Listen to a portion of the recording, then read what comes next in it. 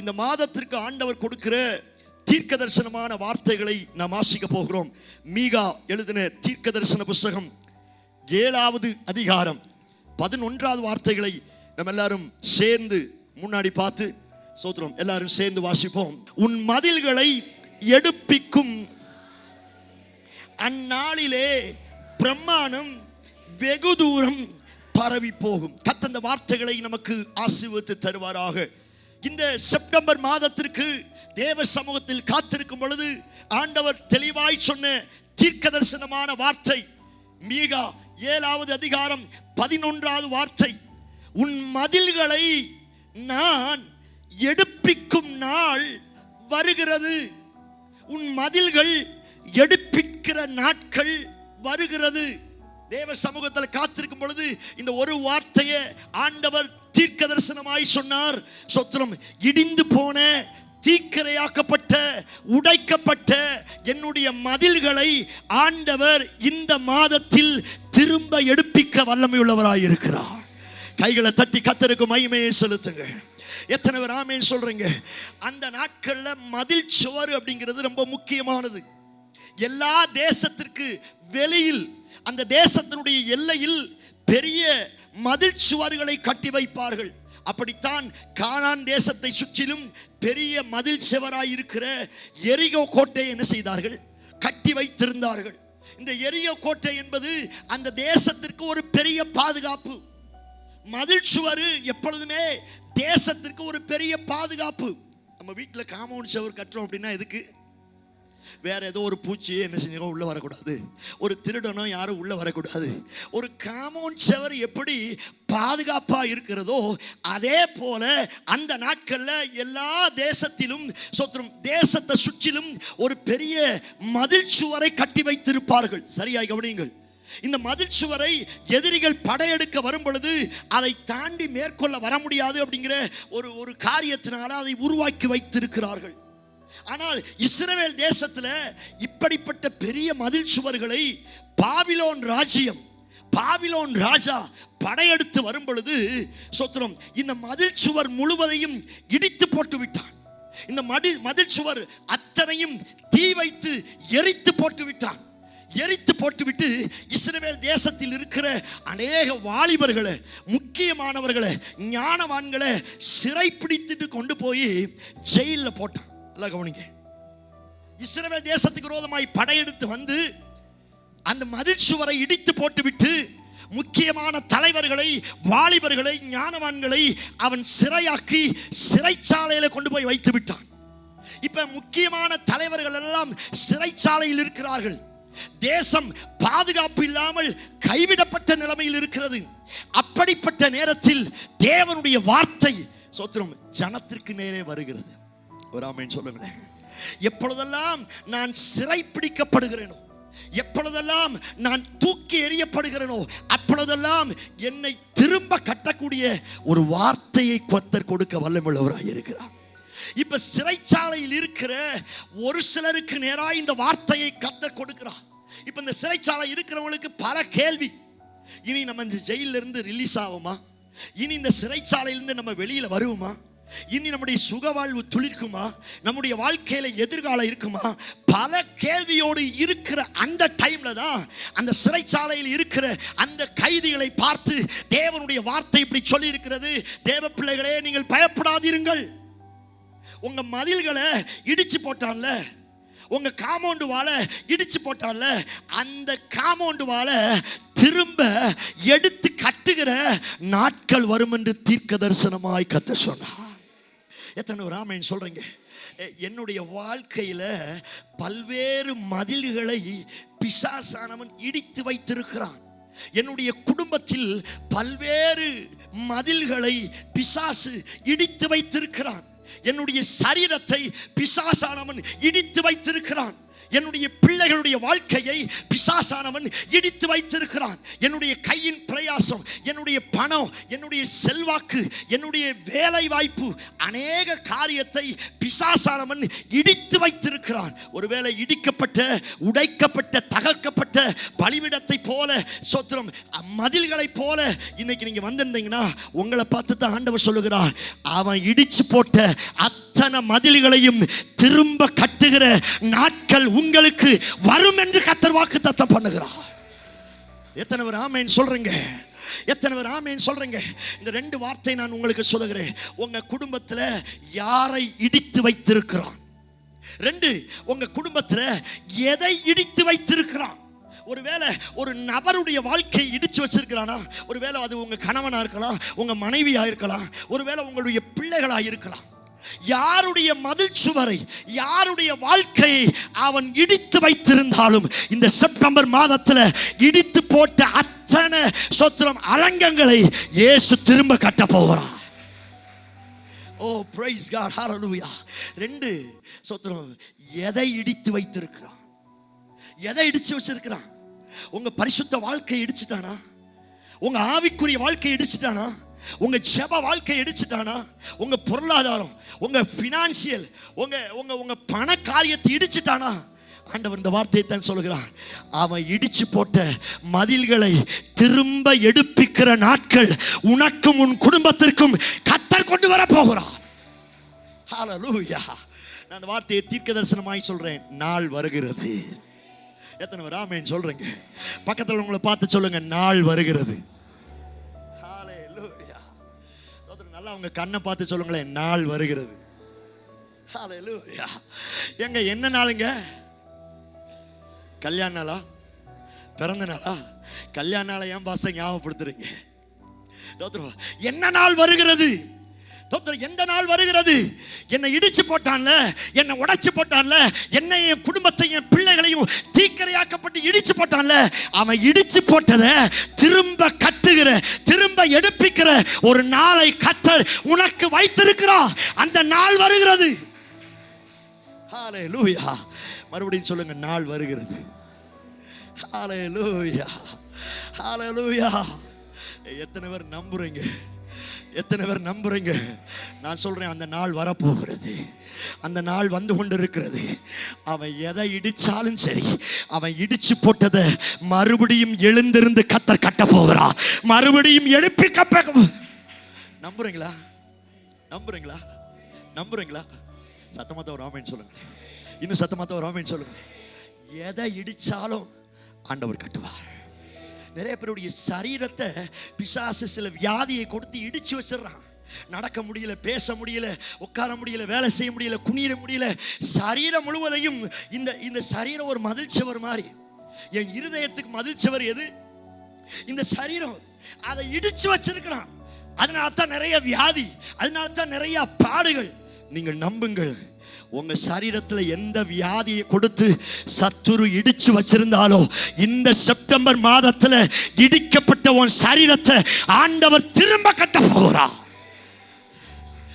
நம்புறீங்களா? நம்புறீங்களா? நீங்க நம்புங்க. இந்த செப்டம்பர் மாதத்தில் நிறைய தோத்திரம், கத்தி இல்லாம, ரத்தம் இல்லாம, ஃபீஸ் கட்டாத நிறைய ஆபரேஷன் உங்க சரீரத்தில் நடக்க போகிறது. இவ்வளவுதானா? நல்ல கையை தட்டி கர்த்தருக்கு மகிமையை செலுத்துங்க. கலைஞர் காப்பீட்டு திட்டமே வேண்டாம். ஆமென் சொல்ல மாட்டேங்கிறீங்க. எல்ஐசி இன்சூரன்ஸே வேண்டாம். இன்சூரன்ஸ் இல்லாமலேயே, மறுபடியும் சொல்லுகிறேன், இன்சூரன்ஸ் இல்லாமலேயே, ஃபீஸ் கட்டாமலேயே, சொத்திரம் பணம் செலவழிக்காமலேயே, கத்தியை வச்சு சரீரத்தை கிழிக்காமலேயே, ஊசி போடாமலேயே, மாத்திரை போடாமலேயே இடிஞ்சு போன உன் சரீரத்தை இந்த மாதத்துல திரும்ப கர்த்தர் கட்ட போகிறார். ஒரு ஆபரேஷன் நடக்க போகிறது. ஹalleluya. நம்புறீங்களா? நம்புறீங்களா? இடிஞ்சு போன அத்தனையும் கர்த்தர் கட்டுவா. நான் ரெண்டு கேள்வியை மறுபடியும் கேட்கிறேன். யார பிசாசு இடிச்சிருக்கான்? எது இடிஞ்சு போய் கிடக்குது? உங்க குடும்பத்துல, உங்க வாழ்க்கையில யார் இடிஞ்சு போய் கிடக்குறாங்க? இந்த டைம்ல கர்த்தர் அதை உங்க ஞாபகத்துக்கு கொண்டு வருவார். அவர்களுக்காய் ஜெபியுங்கள். அந்த நாள் வருகிறது. அவர்களை கர்த்தர் மறுபடியும் கட்டி எழுப்புகிற நாள் வரும் என்று கர்த்தர் வாக்குத்தத்தம் பண்ணுகிறார். எத்தனை பேர் ஆமென் சொல்றீங்க? சொல்லுங்க, ஆண்டவரே. சொல்லுங்க சத்தமா, ஆண்டவரே, அந்த நாள் வருவதாக. சொல்லுங்க, ஆண்டவரே, நான் கட்டப்படுகிற நாள் வருவதாக. எத்தனை பேர் ஆமென் சொல்றீங்க? இந்த மாதம் டபுள் ப்ரமோஷன், டபுள் பிளெஸிங். ஒன்று, இடிஞ்சு போனதை கத்தர் கட்டுவாராம். ரெண்டு, அந்த வார்த்தை சொல்லி இருக்கிறது, அந்நாளிலே அவன் பிரமாணம் வெகு தூரமாய் பரவிப்போ. இந்த பிரமாணம் அப்படிங்கிறது வேற ஒன்றும் கிடையாது, அந்த எல்லைக்குறி, பார்டர், பவுண்டரி. ஒரு பவுண்டரின்னு ஒன்று இருக்குது. அந்த பவுண்டரியை ஆண்டவர் என்ன செய்வாராம்? வெகு தூரமாய் ஆண்டவர் என்ன செய்வாராம்? ஸ்டாண்ட் அப்படின்னா ஆல்ரெடி ஒரு இடத்துல அஸ்திவாரம் போட்டு அந்த காம்பவுண்ட் சுவரை கட்டி வச்சாங்க. அதை அவன் இடிச்சு போட்டுட்டான். இடிச்சு போட்டு அந்த காரியத்தை ஆண்டவர் கெட்டுறாரு. கெட்டுறது பல இடத்துல இல்லை. இங்கிலீஷ்ல போட்டுக்கோங்க, your cities will rebuild and your border will be extend. அப்படின்னா ஆல்ரெடி ஒரு பார்டர் இருக்குது. நல்லா கவனிங்க, ஆல்ரெடி ஒரு பார்டர் இருக்குது. இடிஞ்சு போன அலங்கத்தை அதே பார்டர்ல ஆண்டவர் கட்ட மாட்டாராம். அந்த பார்டரை இந்த மாதத்துல இன்னும் எக்ஸ்டெண்ட் பண்ண போகிறா. அந்த பார்டர் இன்க்ரீஸ் ஆக போகிறது. கையை தட்டி கர்த்தருக்கு மகிமையை செலுத்துங்க. ரெண்டு ஆசீர்வாதம் நடக்க போகிறது.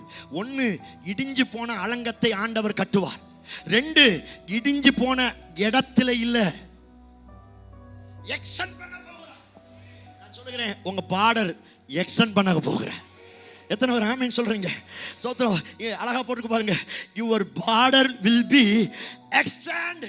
நீங்கள் நம்புங்கள், உங்க உங்க உங்க உங்க பார்டர் இந்த நாட்களில் விரிவுபட போகிறது. எத்தனை பேர் நம்புறீங்க?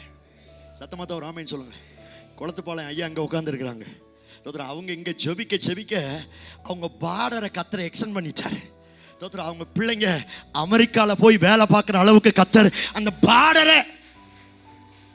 சத்தமா தான் ஒரு ஆமென் சொல்லுங்களேன். நீங்க நம்புறீங்களா? சோத்திரம். ஏன் என்ன போல என் பிள்ளைங்க இருக்க மாட்டாங்க? சோத்திரம். என்ன போல என் பிள்ளைங்க இருக்க மாட்டாங்க. காரணம், ஒரு நாள் வருகிறது, அந்த நாள் வரும் பொழுது என் பார்டரை கத்தர் எக்ஸ்டெண்ட் பண்ண போகிறா. என் பிள்ளைங்க அடுத்த தலைமுறைக்கு போவார். நம்புறீங்களா? சத்தமா தான் ஒரு ஆமென் சொல்லுங்களேன். நல்ல கவனிங்க. ஒன்று, தோத்திரம், இடிஞ்சு போன அலங்கத்தை ஆண்டவர் கட்டுவார். ரெண்டு, கட்டுகிற இடம் அதே இடத்துல கட்ட மாட்டார். யோசேப்பினுடைய லைஃப தோத்திரம் இடிஞ்சு போச்சு. அவன் இதுவரைக்கும் அவனுக்கு தெரிஞ்சதெல்லாம் என்னது? வீடு, காடு, வேற ஒண்ணுமே தெரியாது. நல்ல கவனிங்க. வீட்டில் அப்பாவோட இருப்பான். வெளியில என்னைக்காவது ஒரு நாள் வந்தான்னா சகோதரர்களுக்கு சாப்பாடு கொண்டு போவான். இது ரெண்டு தான் அவனுக்கு வேலை. வீடு, காடு, வீடு, காடு. ஆண்டவர் பார்த்தாரு. தோத்திரம். இவன் எல்லக்குரிய கொஞ்சம் எக்ஸ்டெண்ட் பண்ண போறேன். யோசேப்பை உடைச்சாங்க. யோசேப்பினுடைய மதில் சுவரை உடைச்சாங்க. அவன் லைஃபை பீஸ் ஆக்குனாங்க. இவங்க நினைச்சாங்க இவன் உடைச்சிட்டா உடைஞ்சு போயிடும் அப்படின்னு நினைச்சாங்க. ஆனா யோசேப்பை ஒவ்வொரு டைமும் உடைக்க அந்த பவுண்டரி அந்த பவுண்டரி அந்த எத்தனை பேர் ஆமென் சொல்றீங்க? சத்தமாத்த ஒரு ஆமென் சொல்லுங்களேன். யோசேப்பை உடைக்க அந்த பவுண்டரி எக்ஸ்டெண்ட் ஆகிட்டே இருக்கிறது. இதுவரைக்கும் காடு வீடு. அந்த ஆண்டவர் உடைச்ச உடனே சோத்திரம், காடு வீடு இருந்தவன் டைரக்டா எகிப்து தேசத்திற்கு அவன் பவுண்டரியை கத்தர் எக்ஸ்டெண்ட் பண்ணினார். எத்தனை ஒரு ஆமென் சொல்றீங்க? தோத்திரம். அப்பா வீட்டை தவிர ஒண்ணுமே தெரியாது. தோத்திரம். கத்தர் அந்த பவுண்டரியை சோத்திரம் எக்ஸ்டெண்ட் பண்ண மாத்திரத்துல பார்வோன் உட்கார்ற இடத்துல உட்கார வச்சு கத்தர் அவனுடைய பவுண்டரியை உயர்த்தினார். நீங்க நம்புறீங்களா? நம்புறீங்களா? நான் தீர்க்க தரிசனமா சொல்றேன், நாள் வருகிறது. ரெண்டு காரியத்தை சொல்றேன். என் பவுண்டரி எக்ஸ்டெண்ட் ஆகிற ஒரு நாள் வருகிறது. ரெண்டு, இடிந்து போனதை திரும்ப எடுப்பிக்கிற ஒரு நாளை கர்த்தர் உனக்கு கொண்டு வர போகிறார். ஹல்லேலூயா. எத்தனை பேர் நம்புறீங்க? ரூத்தினுடைய லைஃப் இடிஞ்சு போச்சு. நல்லா கவனிங்க. அவளுடைய கணவன் இறந்து போயிட்டா. அவளுக்கு யாருமே இல்லை. எதிர்காலத்தை குறிச்ச எந்த நம்பிக்கையும் இல்லை. அவளதான் முடிஞ்சிச்சு, இனி வாழ்க்கை இல்லை அப்படிங்கிற அந்த டைம்ல அந்த பவுண்டரியை கத்த கொஞ்சம் எக்ஸ்டெண்ட் பண்ணுகிறார். ஒரு ஆமீன் சொல்ல மாட்டேங்கிறீங்க. சத்தமாத்த ஒரு ஆமீன் சொல்லுங்க. அந்த பவுண்டரி ஆண்டவர் எக்ஸ்டெண்ட் பண்ணுகிறார். சோத்ரம். அவள் ஒரு இடத்துல போய் கதிர் பொறுக்க போறாளாம். சாப்பாட்டுக்கு வழி இல்லை. பஞ்சம் பொழைக்கிறதுக்கு இன்னொரு இடத்துக்கு வந்துட்டா. சாப்பாட்டுக்கு வழி இல்லை. சாப்பிடணும், சம்பாதிக்கிற அளவுக்கு பலன் இல்லை. அங்க யாரையுமே தெரியாது, யாரையுமே தெரியாது. ஒரு இடத்துல போயிட்டு அவள் கதிர் பொறுக்கிறதுக்கு போறா. கஷ்டப்பட்டு பொறுக்க போறா. அதை பொறுக்கிட்டு வந்தா தான் அவன் சாப்பிட முடியும், அவன் உயிர் வாழ முடியும். இல்லை அப்படின்னா அவளால் வாழ முடியாது. அந்த நாட்களில் திட்டுவாங்களாம். அந்த போவா சொல்றாரு, ரூத் வரும்பொழுது அவளுக்கு முன்னாடி நிறைய காரியத்தை என்ன செய்ய சிந்த விட, அவளை அதட்டாதிருங்கள். வேலைக்காரங்களுக்கு என்ன சொன்னா, அவளை அதட்டாதிருங்கள் அப்படின்னா என்ன அர்த்தம்?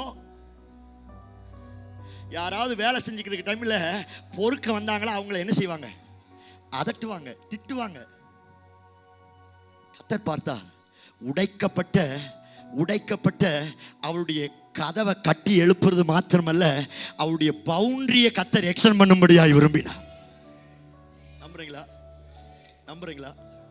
நம்புறீங்களா? ஜஸ்ட் இமேஜின் பண்ணி பாருங்க. எந்த வயல்ல ஒருவேளை சாப்பாட்டுக்காக கதிர் பொறுக்குனாலோ, கவனிங்க, எந்த தோட்டத்துல எந்த விளை நிலத்துல ஒரு நேர சாப்பாட்டுக்காக அங்க எங்கேயும் போய் பொறுக்குனாலோ, அதே தோட்டத்துக்கு அதே வயல் நிலைக்கு எஜமாட்டியாய் கர்த்தர் ரூத்தை மாத்தினார். கையை தட்டி கர்த்தருக்கு மகிமையை செலுத்துங்க. இதுதான் அந்த பார்டரை ஆண்டவர் என்ன செய்கிறார்? ஆமீன் சொல்ல மாட்டீங்க. நீங்க சொந்த வீடு, வாடகை வீட்டில் இருக்கிறீங்க. அந்த வாடகை வீடு ரொம்ப பிடிச்சிருக்குது. உங்க பார்டரை கர்த்தர் எக்ஸ்டெண்ட் பண்ணும் பொழுது அந்த வாடகை வீடே உங்களுக்கு சொந்த வீடா கர்த்தர் தருவார். ஆமீனே வர மாட்டேங்குது. சத்தமாத்த ஒரு ஆமீன் சொல்லுங்களேன். உங்க பார்டர் இந்த மாதத்துல எக்ஸ்டெண்ட் ஆக போகிறது. நான் அந்த வார்த்தையை ஒரு சிலருக்கு மறுபடியும் தீர்க்க தரிசனமா சொல்றேன். இப்ப இருக்கிற உங்க நிலைமையை பார்க்காதீங்க, இப்ப இருக்கிற உங்க சூழ்நிலையை பார்க்காதீங்க. உங்க பார்டர் உங்க இன்னும் எக்ஸ்டெண்ட் ஆக போகுது. நான் சொல்றேன், அந்த நாள் வரப்போகுது. பக்கத்தில் உங்களை பார்த்து சொல்லுங்க, அந்த நாள் வரப்போகிறது. ஃப்ரெஷ்ஷா கர்த்தர் கட்ட போகிறார். நம்புறீங்களா? புதுசா ஆண்டவர் கட்ட போகிறார். உடஞ்ச பாட்டெல்லாம் கர்த்தர் எடுத்து போட்டுட்டு புதுசா கர்த்தர் கட்ட போகிறார். சோத்திரம். கட்டும் பொழுது சாதாரணமாய் அல்ல. சோத்திரம். உங்க காரியத்தை, உங்க எல்லா குறிகள் எல்லாம் அப்படியே எக்ஸ்டெண்ட் ஆக போகிறது. ஒரு 2 நிமிஷம் கண்ணை மூடி ஜெபம் பண்ணுங்க பார்க்கலாம். என்னை கட்டுங்கப்பா.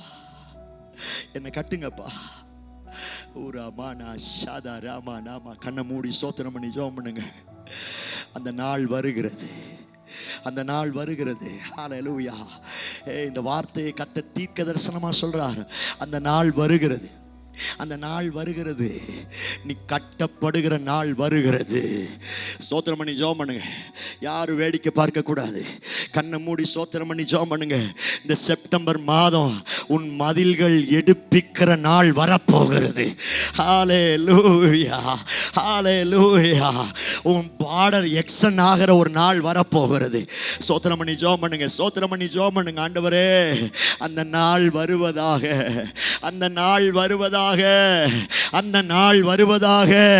சொல்லுங்க. அந்த நாள் வருவதாக. என் அடிமைத்தனம் நீங்குகிற அந்த நாள் வருவதாக. என் கண்ணீர் நீங்குகிற நாள் வருவதாக. என் வியாதி நீங்குகிற நாள் வருவதாக. என் போராட்டம் நீங்குகிற நாள் வருவதாக. இந்த வார்த்தையை சொல்லி செபிக்க அநேகருடைய தலையின் மேல கர்த்தருடைய அக்கினி கொப்பான ஒரு தெய்வீக வல்லமை இப்பொழுது இறங்கி வரப்போகிறது. விரும்புகிறவர்கள் கைகளை தட்டி ஆவியிலே நிறைந்து பெற்றுக் கொள்ளுங்க. அந்த நாள் வந்திருக்கிறது. ஓரா மானா ஷாதா ராபா லாமா ரீமானாமா ஷாதா ராபா. ஆண்டவரே, அந்த நாள் வரப்போகிறதற்காக ஸ்தோத்திரம். இயேசுவின் மூலம் ஜெபிக்கிறோம் பிதாவே. எத்தனை ஒரு ஆமென் சொல்றீங்க? நம்புறீங்களா? ஃபர்ஸ்ட் அவன் உடைச்சான்ல, திரும்பி கர்த்தர் கட்டும் பொழுது வேறு விதமாய் கர்த்தர் கட்டுவார். பைபிள்ல வாசிக்கிறோம், வெட்கத்திற்கு பதிலாக ரெட்டத்தனையால பலனை கர்த்தர் கொடுப்பாராம். ஒரு காலத்துல நான் வெட்கப்பட்ட இடத்துல, வெட்கப்பட்டு தலை குனிஞ்ச இடத்துல கர்த்தர் திரும்பி கட்டும் பொழுது ரெட்டிப்பான நன்மைகளை உடையவர்களாய் கட்டுவார். அப்பதான் என்னுடைய காரியம் எக்ஸன் ஆகுது, என் மதில் எக்ஸன் ஆகுது. யோபினுடைய வாழ்க்கையை பிசாசு உடைச்சான், தரமட்டமாச்சு, எல்லாம் உடைஞ்சு போச்சு. அவன் பிள்ளைங்க, அவன் ஆஸ்தி, அவனுடைய சொத்து சம்பாத்தியம், அவனுடைய சரீரம் அத்தனையும் உடைஞ்சு போச்சு. கர்த்தர் திரும்ப கட்ட ஆரம்பிச்சார். திரும்ப கட்டும் பொழுது இது கொஞ்சம் எக்ஸ்டெண்ட் ஆயிடுச்சு. அந்த பார்டர் என்ன செய்துச்சு, கவனிக்கிறீங்களா? அந்த பார்டர் வந்து எக்ஸ்டெண்ட் ஆயிடுச்சு.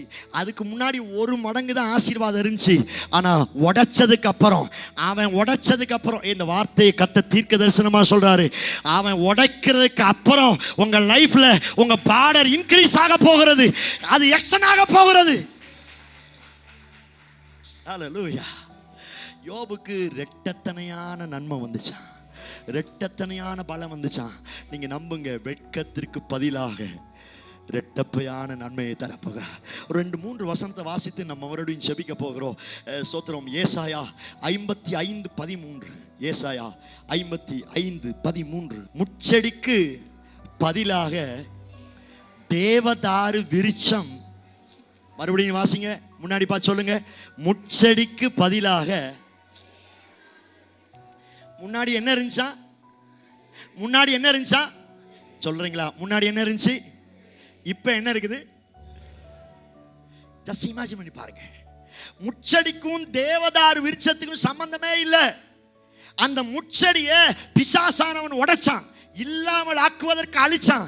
ஆண்டவர் அந்த குறியை கொஞ்சம் எக்ஸ்டெண்ட் பண்ணிட்டு, எந்த இடத்துல முள்ளு செடியை அவன் அழிச்சானோ, அழிச்ச முள்ளு செடிக்கு பதிலாக தேவதாரு விருட்சங்களை கர்த்தர் வளர செய்தான். எத்தனை ராமேன் சொல்றீங்க? சத்தமாத்த ராமேன் சொல்லுங்களேன். இன்னைக்கு முள்ளு செடியா இருக்கலாம், நான் சொல்லுகிறேன், நாள் வருகிறது, நானும் என் பிள்ளைகளும் என் சபையும் இந்த பட்டணத்துல தேவதாரு விருட்சங்களை போல, தேவதாரு விருட்சங்களை போல. அதே 60வது அதிகாரம் 17வது வசனத்தை வாசிங்க. 60:17. நான் வெண்கலத்திற்கு பதிலாக பொன்னையும், இரும்புக்கு பதிலாக வெள்ளியையும், மரங்களுக்கு பதிலாக வெண்கலத்தையும், கற்களுக்கு பதிலாக. இதுக்கு முன்னாடி இருந்தது வெண்கலம். நல்லா கவனிங்க, இதுக்கு முன்னாடி இருந்தது வெண்கலம். அவன் உடைச்சது வெண்கலத்தை உடைச்சிட்டான். ஆண்டவர் சொல்லுவா, நீ வெண்கலத்தை உடைச்சிட்டல, உன் பார்டரை நான் எக்ஸ்டெண்ட் பண்ண போறேன். தோத்திரம். எந்த இடத்துல வெண்கலமா இருந்துச்சோ அதற்கு பதிலாக பொன்னாய் மாறப்போகிறது. எத்தனை ஒரு ஆமேன் சொல்றீங்க? அந்த ரீபில்ட், மறுபடியும் கர்த்தர் கட்டும் பொழுது அதனுடைய மகிமையே ரொம்ப வித்தியாசமா இருக்கும். அதிலே 61:3 வாசிங்க. 61:3. சீயோனிலே துயரப்பட்டவர்களை சீர்படுத்தவும், அவர்களுக்கு சாம்பலுக்கு பதிலாக சிங்காரத்தையும், துயரத்திற்கு பதிலாக ஆனந்த தைலத்தையும், ஒடுங்கி போன ஆவிக்கு பதிலாக.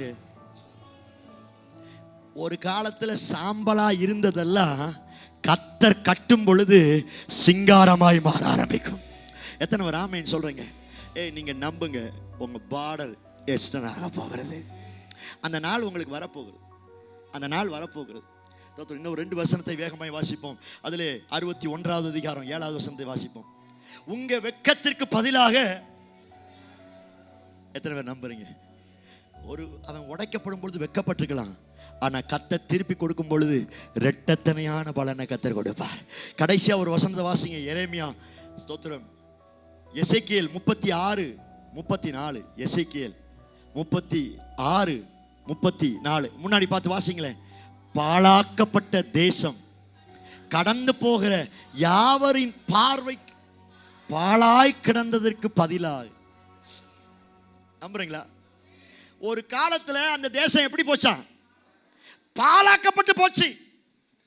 அந்த தேசத்தை பிசாசு ஆளுகை செய்து அதை பாழாக்கி விட்டான். ஆனா பாழாக்கப்பட்ட தேசத்தை கடந்து போகிறவருடைய பார்வைக்கு, யாரு கண்களுக்கு? உங்க வீட்டை ஒரு சிலர் கடந்து போறாங்கல்ல, உங்க லைஃபை ஒரு சிலர் கடந்து போறாங்கல்ல, இவெல்லாம் எப்படி வாழ போறான், இவெல்லாம் வாழ முடியாது, இவெல்லாம் செத்துருவான், இவன் எல்லாம். ஆண்டவர் சொல்ல, அவன் பார்வைக்கு முன்னாடி பாழாக்கப்பட்ட உன் தேசத்தை நான் கட்டுவேன், அது பயிர் நிலமாய் மாற போகிறது. நம்புறீங்களா? நம்புறீங்களா? நான் சொல்றேன், பயிர் நிலமாய் மாறுகிற நாள் வரப்போகுது. இன்னைக்கு அவன் பாலாக்கி வச்சிருக்கிறான், நீங்க நம்புங்க, பயிர் நிலமாய் மாறுகிற ஒரு நாள் வரப்போகிறது. ஹல்லேலூயா. எத்தனை பேர் ஆமென் சொல்றீங்க? யார் உடைச்சாலும் எது உடைச்சாலும் கர்த்தர் திரும்பி கட்டுவார். அது மந்திரவாதம் உடைச்சாலும் சரி, பில்லி சூனியம் உடைச்சாலும் சரி, அல்லது இன்னொரு மனுஷன் உடைச்சாலும் சரி, ஒருவேளை நானே உடைச்சாலும் சரி, இந்த செப்டம்பர் மாதம் பாழாய் போனதை எல்லாம் கர்த்தர் கட்ட போகிறார். அது பயிர் நிலமாய் மாறும். எத்தனை பேர் ஆமென் சொல்றீங்க? இளைய குமாரனுடைய வாழ்க்கையை கர்த்தர் தான் இரண்டாவது கட்டி எழுப்பினார். முதலாவது அவனே உடைச்சிட்டான். நிறைய நேரங்களை உடைக்கிறதுக்கு பிசாசு வர்றதில்லை. நிறைய நேரத்தில் நம்முடைய லைஃப் உடைக்கிறதுக்கு மந்திரவாதம் வர்றதில்லை. நிறைய நேரத்தில் நம்ம வாழ்க்கை உடைகிறது நம்முடைய சில தவறினாலே என்ன செஞ்சிடும்? நண்டு கொளுத்தா எப்படியா? நண்டு கொளுத்தா வலையில தங்காதான். ஒரு சிலருக்கு கொழுப்பு கொஞ்சம் அதிகமாயிருச்சுன்னா காலு தரையில என்ன செய்யாது? சொல்ல மாட்டேங்கிறீங்களே. தோத்திரம். தகப்பன் வீட்டில் தான் இருந்தான். அந்த டீனேஜ் எல்லாம் முடிஞ்சு 18 வயசு 19 வயசு வந்த உடனே கொஞ்சம் கொழுப்பு என்ன செஞ்சிருச்சு? கொலஸ்ட்ரால் கொஞ்சம் கூடின உடனே அப்பாட்ட போய் சண்டை விட்டு சொத்தை எல்லாம் செய்யலாம்.